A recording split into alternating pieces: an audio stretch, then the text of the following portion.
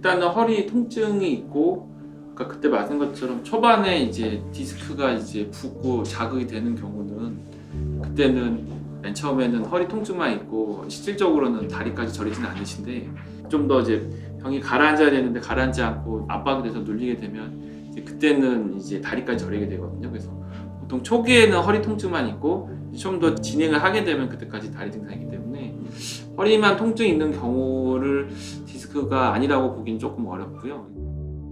한 20대, 30대 같은 이제 청년분들 같은 경우에는 다리 저림 말고는 그냥 허리 통증만 있는데, 이 염증으로 인해서 빵빵하게 부어서 신경을 압박해서 허리 통증만 생기고, 이런 이제 과정이 오랫동안 지속되다 보니까 이제 밀려 나와서 더 신경을 압력해서 그다음에 다리가 저리고 땡기게 될 수 있는데요. 그래서 이제 50대나 60대 이러한 허리 통증이 지속적으로 오랫동안 반복되다가 이제 디스크가 좀 더 심해지면 다리 증상이 오는 경우가 많기 때문에, 초기에는 허리 통증만 호소하시는 분들이 꽤 많이 있습니다. 보통은 증상을 봅니다. 증상 자체가 어느 정도 조절이 되고 통증이 완화되시면은 굳이 수술까지 필요 없는데, 이제 힘이 빠지는 경우, 그다음에 이제 통증 자체가 너무 심해서 일상생활에 지장을 받는 경우는 수술을 진행하게 되기 때문에요. 보통은 한두 달의 보존적인 치료, 비수적 치료를 해보고 나서 만약에 좋아져서 나아지시면은 경과 보시는 게 맞는 것 같고.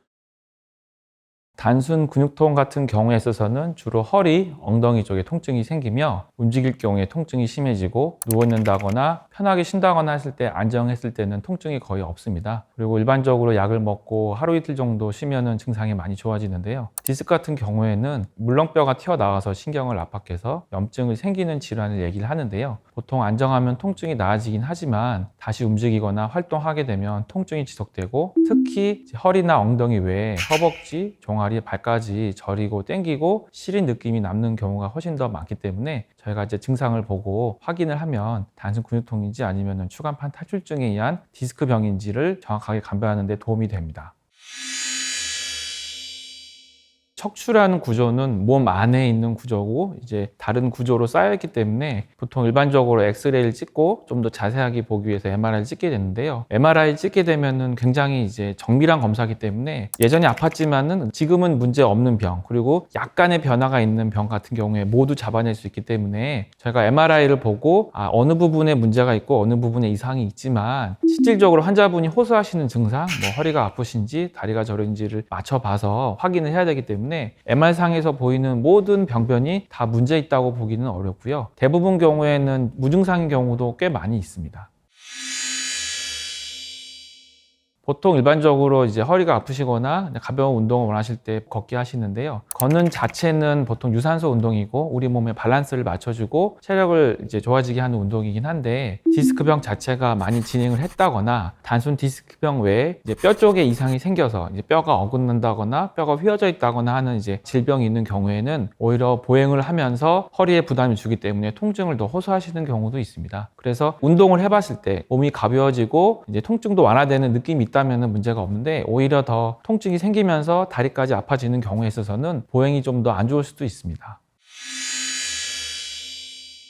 협착증 같은 경우에 있어서는 보통 1, 2년이 아니라 뭐 10년, 20년 동안 장기적인 변화에 생기는 건데요. 대부분 경우에 70세 이상의 경우에는 거의 70% 이상이 이제 검사를 해보시면은 협착증으로 진단이 됩니다. 하지만 무증상의 경우도 많이 있고요. 그럴 경우에 있어서는 저희가 특별하게 뭐 그냥 운동만 하시고 특별히 약이라든지 뭐 다른 치료를 하지는 않고, 다만 그 협착증이 점점점 나빠져서 단순히 이제 통증 외에 다리 저림이나 보행 장애, 특히 저희가 파행증이라고 얘기하는데 가다시다 하는 이제 그런 증상이 맨 처음에는 조금씩 생기다가 나중에 좀 더 심해지게 됩니다. 이제 그런 경우에 있어서는 좀 더 정확한 진단과 치료가 필요하다고 볼 수 있습니다.